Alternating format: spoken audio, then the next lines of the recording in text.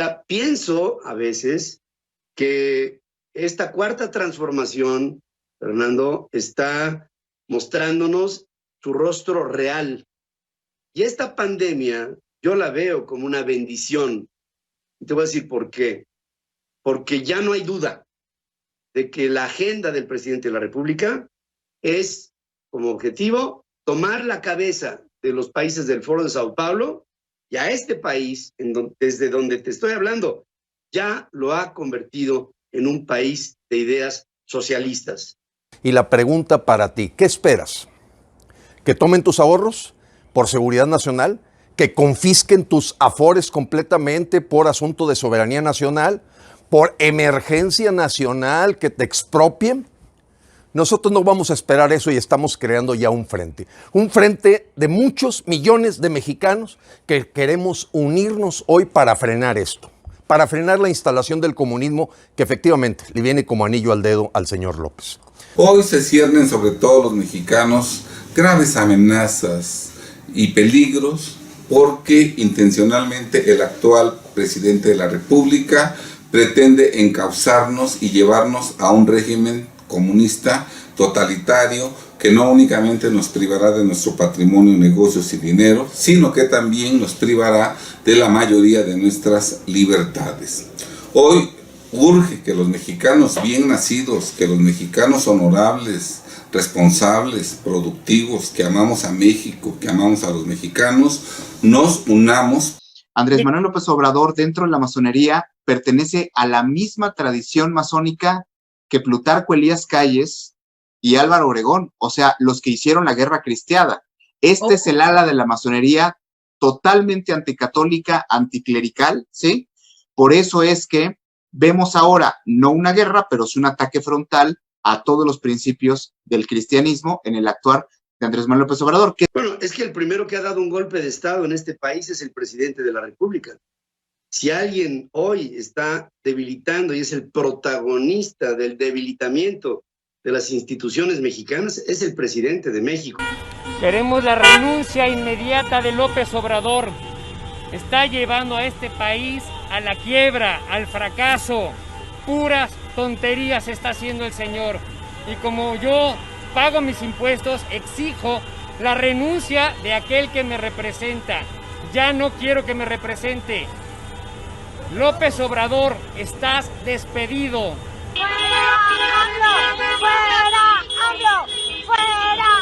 la preciosa de Adriana. Gracias, Adriana, por agarrar valor, por luchar por México. Que su país, de donde es, de donde nació, que no se haga. Así es.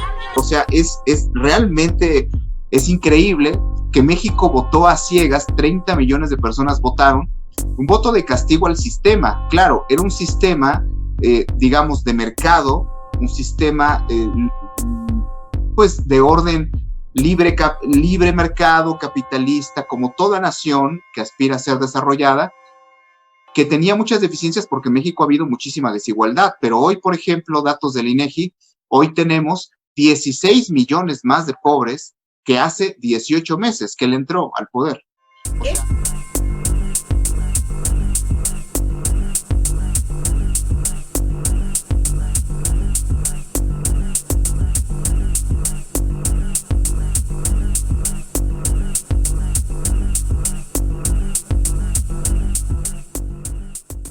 yo digo que es muy importante entender qué pasa con las otras personas.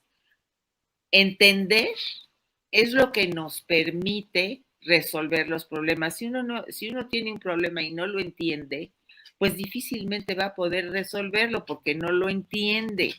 Entonces, muchas de las cosas que nos pasa a la izquierda es que nos cuesta mucho el trabajo entender a la derecha. Dices, pero ¿cómo es posible, no? De ahí el título que ponemos a esta charla que se llama La irracionalidad de las marchas contra AMLO, porque es totalmente irracional y lo es, pero lo que necesitamos entender es de dónde viene esa irracionalidad para nosotros poder entender al otro. Es lo mismo que con un bebé o con un perrito, ¿no? Si un bebé está llorando, es muy importante saber por qué llora, para saber si le compras, si le cambias el pañal, si le das de comer, si lo apapachas, o sea, qué es lo que necesita. Igual, si un perrito está ladrando, necesitamos saber por qué ladra, qué cosa es lo que le pasa. Bueno, hagan de cuenta que la gente de la derecha que se puso a protestar en contra de AMLO es como si estuviera ladrando. Y entonces nosotros decimos, pero ¿cómo es posible que estén pidiendo la renuncia de Andrés Manuel? O sea, es totalmente irracional. Y decimos, bueno, ¿y por qué nos parece a nosotros irracional? Para ver si lo es o no lo es. Primero porque, bueno, el presidente fue electo democráticamente en el año 2018 por una gran mayoría. Entonces, bueno, además esta marcha de que renuncie, la hicieron creo que desde antes que tomara posesión. Entonces, ¿cómo van a pedir que renuncie un presidente? Es decir, nosotros nunca hicimos una marcha para que renunciara Peña Nieto. Y mira que teníamos razones. Entonces, bueno, lo primero que resulta de esa actuación de ir a marchar en sus autos para que renunciara el presidente, pues lo primero que nos dice es que no son demócratas, es decir, que no están respetando la mayoría. Ahora, ellos se creen mayoría con una bola de encuestas que son falsas, porque todas las encuestas más o menos serias, incluso de ellos, pues Andrés Manuel resulta con una popularidad arriba del 70%. Entonces, ¿cómo si yo veo que en una comunidad el 70% quiere a un gobernante, cómo me voy a poner yo a pedirle que renuncie cuando hay 70% que quieren que él sea presidente? Pues me tengo que aguantar si soy demócrata. Ahora, entonces lo primero que resulta es que no son demócratas. Y la derecha no es demócrata. Cuando pierde, nunca acepta que perdió, siempre argumenta que no, que es fraude, que fue engaño, que no sé qué. No lo acepta, no acepta la derrota democráticamente. Entonces, no son demócratas. Otra de las cosas que sale, y estoy hablando nada más de las cosas conscientes que todos manejamos, ¿no? La segunda cosa que se deriva de ahí, pues es que son individualistas. Es decir, que lo que ellos quieren es lo que piensan que debe hacerse, que no toman al colectivo en cuenta. ¿Por qué? Pues porque son individualistas. Luego, la otra cuestión es que hay una división brutal, es decir, piensan que aquellos que no piensan como ellos deben desaparecer o no hacerles caso. Y además, esta discriminación, y se notó mucho en las consignas que tenían, es hacia los pobres, hacia los morenos, hacia toda la gente que no tiene un auto más o menos de lujo, porque la mayoría de ellos había pues autos de lujo, y imagínense nada más una marcha en auto. Ellos no saben lo que es una marcha, ¿no? Entonces, bueno, esto es lo que nosotros podemos observar objetivamente de la actitud de estas marchas, ¿no? Pedirle a un presidente que renuncie cuando fue electo democráticamente, porque ellos así lo consideran, que hay un individualismo tremendo y que hay una discriminación hacia los demás. Ahora vamos a entrar ya en lo que yo les puedo dar como marco de referencia psicológico. Muchas de las cosas que voy a decir, como les mencioné, están sustentadas en la teoría de discursos, pero voy a tratar de ser lo más clara posible para que lo puedan entender, pero si no lo hago lo suficientemente claro, pues habrá preguntas, y por otra parte habrá una segunda oportunidad, porque una vez que ustedes tomen el curso les va a ser muy claro todo. Uno lo primero que piensa es, esta gente es tonta. ¿Cómo puede hacer una cosa irracional? Porque la gente tonta, y no, fíjense, la inteligencia es la capacidad de resolver problemas. Y la capacidad de resolver problemas está dada por la cadena asociativa que uno tiene en la mente. Por ejemplo, uno tiene un problema y dice, ¿cómo haré para meter este objeto? Vamos a irnos a la infancia. ¿Cómo hago para meter este objeto dentro de una caja? Pues primero hay que abrir la caja y luego tomar el objeto e insertarlo adentro. Esta acción tan fácil es de los primeros problemas que el bebecito se enfrenta. Entonces él se da cuenta y entonces agarra la cosa, la mete y cierra la caja y dice, ya la metí en la caja. Entonces, ¿qué quiere decir? Una idea, aquí hay un objeto, aquí hay una caja. Uno, las dos ideas, ¿cómo puedo meter eso dentro de la caja? Entonces lleva a cabo la acción, lo hace. Y entonces esa es así es como empieza la inteligencia. Hay un experimento que se hizo con un chimpancé que justamente está en una jaula y fuera de la jaula, encerrado en una jaula, y fuera de la jaula hay un plátano y le ponen una varita junto que él la puede agarrar, pero no puede agarrar el plátano. Entonces uno se da cuenta que el chimpancé tiene inteligencia porque agarra la varita y con la varita agarra el plátano y lo acerca a la jaula y entonces lo puede tomar. Y entonces uno dice, sí tienen cierta inteligencia. Entonces, ¿qué es la inteligencia? Pues unir dos ideas y sacar una tercera para resolver un problema. Entonces, la inteligencia es la capacidad de resolver problemas. Y entonces uno dice, bueno, esta gente, por más tonta que sea, sí tiene la inteligencia suficiente como para entender que no puede pedir que un presidente renuncie cuando ha sido electo democráticamente.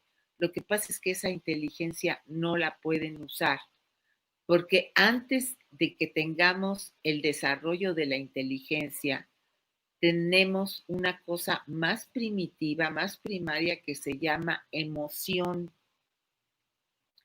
Entonces, el odio que se ha gestado que han gestado, y ahorita voy a decir cómo y por qué, en contra de Andrés Manuel, les hace no poder pensar y guiarse nada más por este sentimiento de odio. No importa que uno les explique que lo que están haciendo es irracional, porque antes de que llegue la inteligencia, la emoción que tienen, es decir, el odio, les nubla la capacidad de pensar y entonces no pueden llegar a esa conclusión de que lo que están solicitando pues es una cosa irracional. Bueno, ¿y por qué es este odio? Entonces uno dice, miren, fíjense qué tan importante fue la máxima de Jesucristo. Yo no soy creyente, pero sí soy creyente en términos de algunas de los principios cristianos. Dice, ama a tu prójimo. El amor al prójimo es muy importante para poder sobrevivir y para poder llevar una vida buena, más o menos feliz. Entonces, ¿por qué a esta gente le falta amor? Es difícil de rastrear porque tendríamos que tener la historia clínica de cada persona y eso no se puede, pero en general podemos decir que les falta amor al prójimo. Entonces, ahí les voy. ¿Qué pasó ahí? El ser humano tiene el instinto amoroso, es decir, es una emoción primaria. ¿Qué pueden dar? ¿Qué no pueden dar? Entonces, digamos que la energía libidinal, la libido, es aquello que uno tiene y que deposita en otro. Eso sería el amor, ¿no? Que nuestra libido ponemos en algo. Esa libido se puede poner en algo cuando ha sido estimulado desde muy chiquito, desde muy bebé. Es decir, el mecanismo es este. Nace un bebé, la madre lo ama y se lo demuestra pues tocándolo, besándolo, cambiándolo, dándole de comer y todo. Entonces ese amor estimula la libido que él tiene y después él la ama a ella. Esto es en términos muy simples. Las cosas se van complicando según nosotros vamos viendo y no es blanco y negro, sino es que es a darse. Bueno, estas personas no han tenido la capacidad de amar a su prójimo. Si acaso aman a algunas gentes y poco, porque acuérdense que la máxima dice, ama a tu prójimo como a ti mismo. Fíjense que Jesús era bastante psicólogo, porque sabía que uno debe amarse a sí mismo para amar al otro. Sí, y uno se ama a sí mismo cuando lo han amado. Entonces, cuando te han amado, tú estimula tu libido, tu energía, y tienes la capacidad de amar al otro, ¿no? Entonces, quizás hayan recibido poco amor, poco reconocimiento, de manera que no les alcanza la energía libidinal, que es una energía amorosa, hagan de cuenta, que incluye obviamente lo sexual, es eros, amor, sexualidad. Entonces, no les alcanza la para amar a su prójimo. En tanto, quiere decir que tampoco se aman mucho, porque tampoco han sido muy amados. Entonces, espero que hasta ahí haya estado. Bueno, entonces les voy a explicar lo que pasa con esa libido que no sale para depositarla o para dársela al prójimo. Esa libido, o sea, no sale, está reprimida en el ser. Angustia. La angustia es el miedo a algo que uno no sabe qué es. No sabe por qué tiene miedo. Y es tremenda. Es lo que el yo hace para poder liberar este sentimiento horrible que es la angustia, es convertirla en miedo. Entonces voy a hacer la diferencia.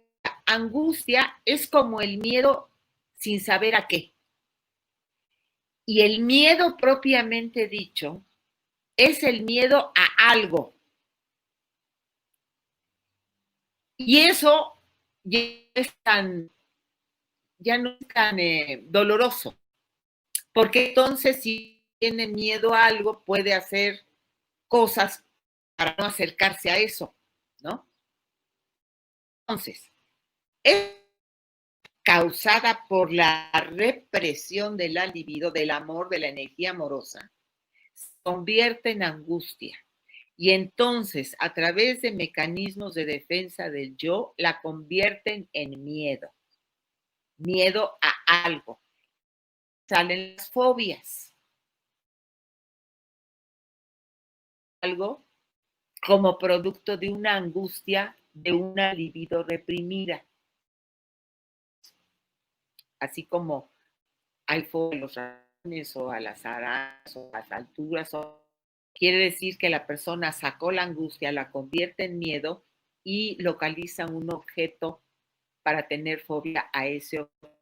Se transforma en miedo y entonces ese miedo localiza un objeto a lo que va a tener miedo, que es irracional. Nacen las fobias, ¿no? La fobia a algo. ¿Qué es la fobia?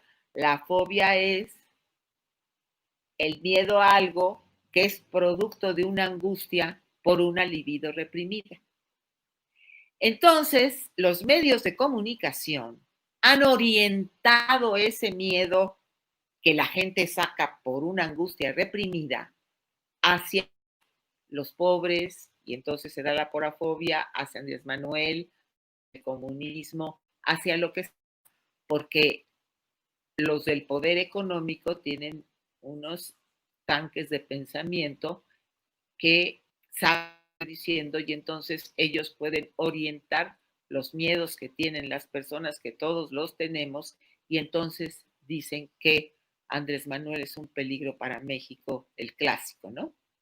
Entonces el miedo ya está orientado hacia ahí y entonces ya no hay posibilidad de pensar si ese miedo es racional o irracional. Fíjense que las personas que tienen fobia pues no saben por qué le tienen miedo a los ratones o a las arañas, porque una araña pues, con un pisotón la matas, pero no, les da pánico. Bueno, entonces, es lo que ese odio está además alimentado por los medios de comunicación que constantemente están mintiendo respecto al PRI y diciendo que es malo y que se come a los niños y que está robando todo y que quiere ser el dueño del mundo, porque las cosas que verdaderamente, pues cualquier persona que tenga un mínimo de inteligencia entendería que es una falsedad.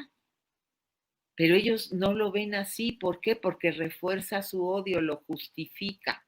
Y entonces son capaces de creer lo que sea, lo que les digan que hace el presidente, por más que no haya pruebas, por más de que haya pruebas de todo lo contrario, no lo ven. Porque nosotros sabemos, y todo el mundo podría saberlo porque hay suficiente información, ya más comunicación del gobierno con la población, pues ya no es posible. O sea, están las mañaneras, las conferencias de las 5 de la tarde, de las 6 de la tarde, de las 7 de la noche. Es decir, nos están informando, rindiendo cuentas, se gastó esto, cuánto costó, cuándo se va a hacer, se hace, hay becas para jóvenes, hay pensión para adultos mayores, hay apoyo económico para los emprendedores, en fin. Hay una cantidad de logros en año y medio. Y dice uno, bueno, ¿cómo ven? Es que no lo quieren ver. Porque si lo ven, iría en contra de su propio odio. Y entonces, ¿qué hacen con ese sentimiento? Es difícil, es complicado. Por eso es que es tan difícil que lo comprendan. Y por otra parte, esa ignorancia, porque muchas veces uno les dice, ¿por qué no ves la mañanera? Entonces la descalifican y dicen, no, porque esa es una arreglada y que no sé qué. Bueno, ve y tú pregunta para que lo constates. No lo quieren ver. No lo quieren ver porque eso les quitaría la justificación de ese sentimiento que tienen. Y no quieren que eso suceda. Pero además no quieren que eso suceda, y esto lo van a ver en el curso, porque son pues muy débiles. Que cualquier cosa que tengan y que se quieran, un sentimiento que tengan y se los quieran quitar, sienten mucha fragilidad. Entonces no quieren ni enterarse de lo que está sucediendo. Y lo primero que hacen es un mecanismo de defensa que es negarlo, decir que no, que es mentira. Y así les digan, mira, Andrés Manuel construyó este edificio y por más que esté el edificio, dicen que no existe el edificio. Cosas así, cosas que nos hacen pues, el título de esta que es la irracionalidad. No lo quieren ver, es muy difícil. Y ese yo frágil, ¿cómo se compensa? Es decir, cuando una persona tiene tal inseguridad en su propia existencia, entonces la compensa con el tener. Tener cosas es justificar mi existencia. Y ahora voy a citar a mi hija, que es una sabia mujer, que me dio la consigna perfecta. Es que la máxima de ellas no es como la máxima cartesiana de pienso, luego existo. No, para ellos es tengo, luego existo. O sea, mientras más tienen,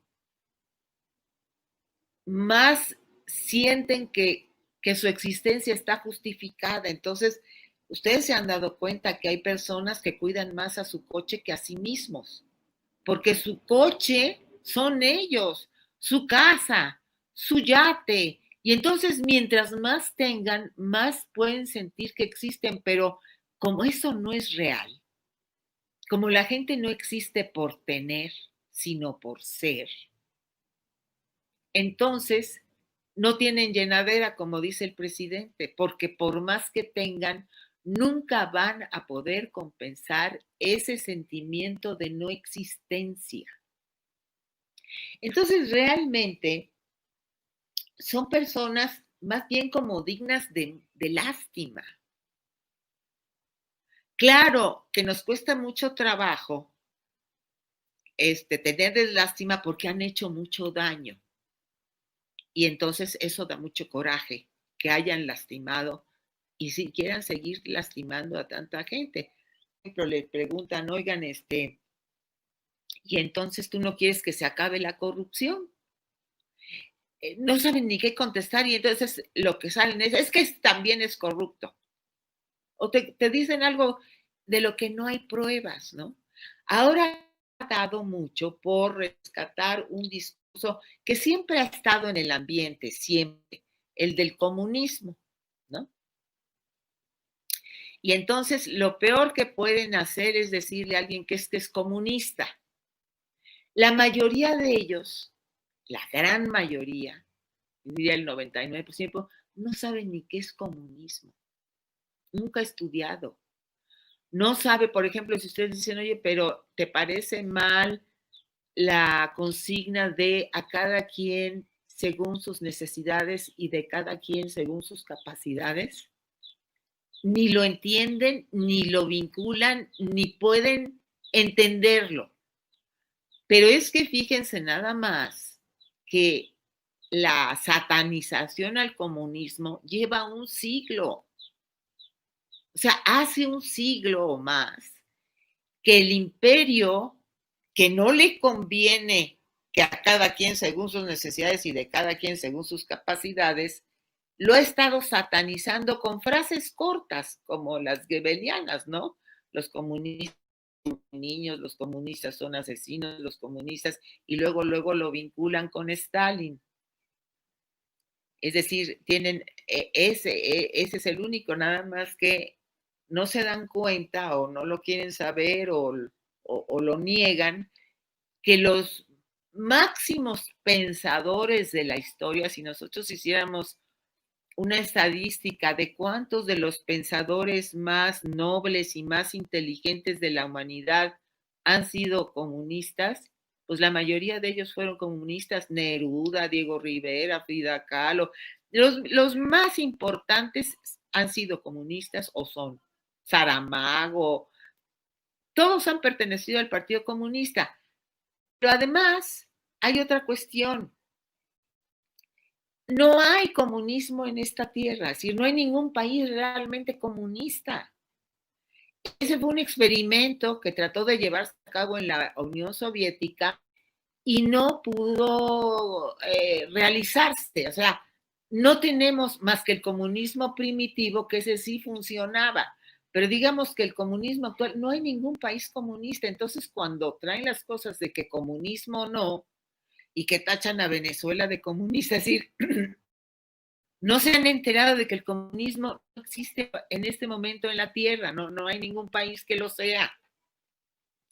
Entonces traen un discurso utilizado hace mucho tiempo para la satanización de los comunistas, porque también debo agregar que durante la Segunda Guerra Mundial hubo un genocidio hacia los comunistas. Muchos comunistas fueron asesinados por su forma de pensar. Entonces, eso da hasta un poco de risa que de repente digan comunismo, no, ¿de dónde sacan comunismo? Si aquí no hay ningún comunismo, ni Andrés Manuel es comunista para nada. Bueno, ni siquiera es socialista, vaya. Andrés Manuel es un demócrata. Quiere terminar con la corrupción y erradicar la pobreza. Quiere la igualdad y quiere democracia. Eso es lo que quiere. Y humanismo. Entonces, Manuel, ¿qué es? Es un demócrata humanista que quiere erradicar la corrupción y la pobreza para que haya mayor igualdad. Aquí va a seguir funcionando el capitalismo de alguna manera. Y ya la izquierda verá si poco a poco se va deshaciendo de ese lastre. Pero son tan obtusos que están, dale con que no, comunismo no, y es un ridículo. Y esas cosas hay que ponerlas en evidencia.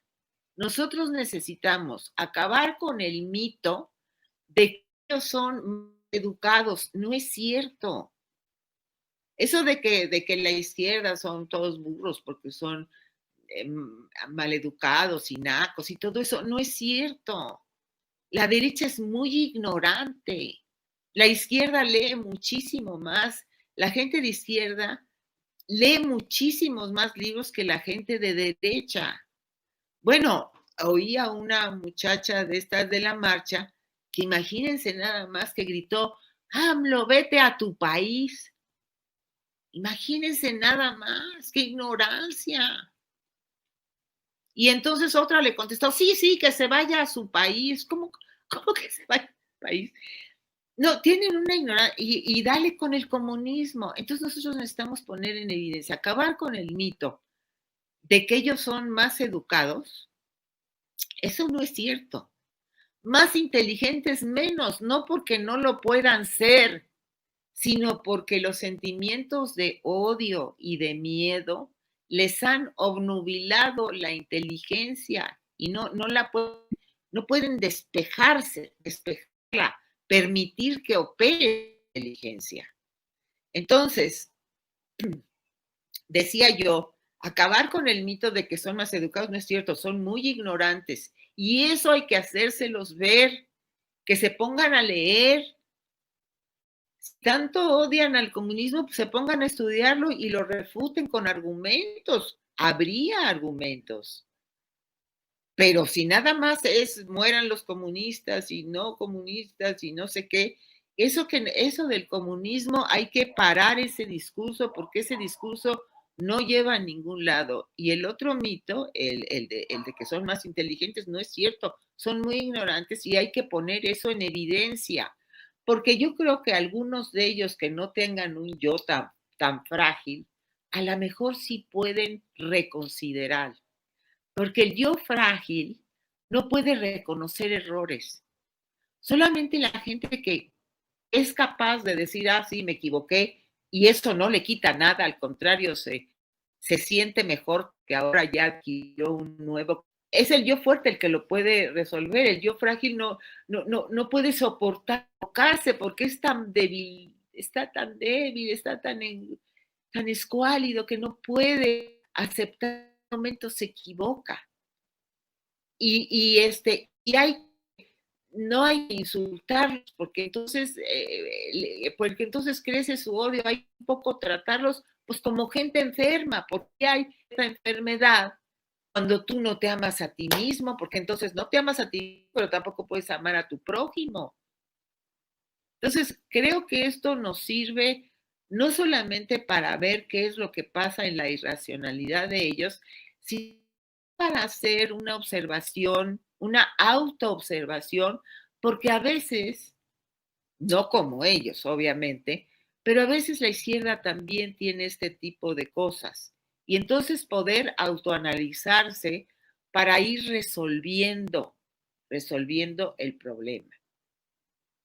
Entonces, necesitamos, y por eso yo le pedí a Lisbeth y a Ana María y a todos los chicos que están organizando estas videoconferencias, que se articularan con la gente de Michoacán, con la gente del Usono, con la gente de Querétaro, con la gente, ya no me acuerdo con quién más les dije, con Michoacán y con Durango. O sea, los distintos grupos que hay en la República, son muchos, que están haciendo las videoconferencias, necesitan articularse. Y cada quien desde su trinchera, no quiere decir que se revuelvan, no, sino que estén articulados, porque imagínense nada más, de todas las conferencias que ustedes han hecho, que los de Michoacán han hecho, que los de Durango han hecho, sí, porque en toda la República se están haciendo esas conferencias. ¿Ustedes se imaginan el banco de datos de material que tendrían acceso? Entonces, por ejemplo, hay muchos que de historia, economía, filosofía, del maestro Dussel, o sea, hay muchos conferencistas que han estado dando conferencias. Si ustedes pudieran tener un banco de datos, si estuvieran articulados, integrados, al que pudieran acudir para una conferencia de tal, pues tenemos de tal y de tal. O sea, una especie de biblioteca con muchísimas conferencias y podemos con inundarles las redes, pero inundárselas.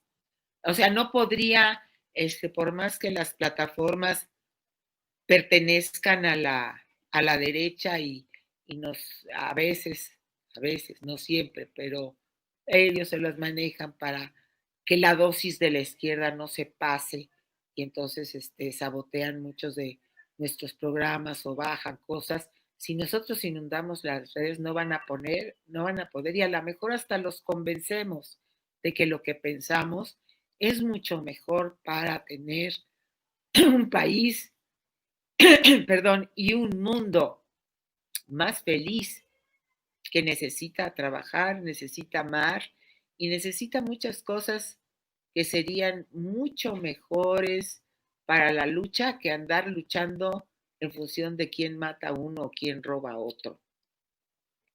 Creo que los podríamos convencer, porque sí estamos trabajando, sí tenemos mucho material. Yo les agradezco a ustedes que me inviten y más les agradezco que estén en este trabajo de comunicación, porque la comunicación entre nosotros es lo que nos va a salvar. Una buena comunicación en la que se hable con la verdad, ser sinceros y ser amorosos. Esa es la forma de sacar al país adelante y de ayudarle al presidente a llevar a cabo todos los proyectos que tiene, porque acuérdense que si nosotros no nos fortalecemos y no hacemos de esta cuarta transformación un gran movimiento, cuando él se vaya, a nosotros nos va a tocar seguirle, o a ustedes, más bien. Y entonces tenemos que estar muy fuertes y muy claros para no restar, sino ir sumando gente que se vaya convenciendo de que está haciendo cosas que no le convienen a nadie, ni a nosotros, ni a ellos. A nadie le conviene. Para muestra tenemos pues lo que está sucediendo en Estados Unidos. Ese sería otro tema muy dramático. Pero fíjense cómo a la larga el odio, el racismo, la discriminación y toda la injusticia pues puede derrumbar a un imperio. En fin, pues de aquí me quedo y espero preguntas y espero que más o menos les haya quedado claro, no sé. Una producción de Hipatia para Amor en Flix.